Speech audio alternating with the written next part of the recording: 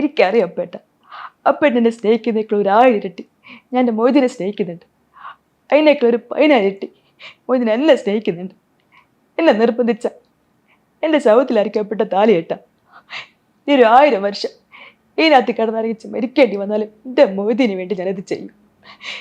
കാലത്രയും ഇതിനകത്ത് കഴിഞ്ഞത് മൊയ്തീൻ ഓർത്തു അവൻ്റെ അക്ഷരം വായിച്ച എൻ്റെ മനസ്സ് മുറിച്ച് മാറ്റാൻ പറ്റുമോ അപ്പേട്ടന്? പറ. ലോകത്ത് ആർക്കേലും കയ്യോ? പറ.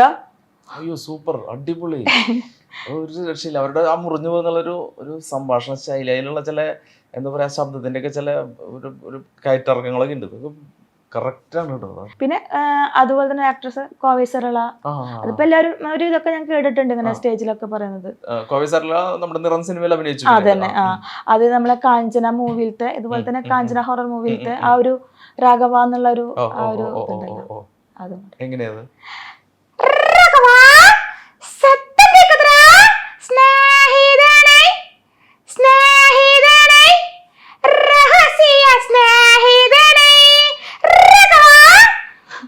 രക്ഷയില്ലേ?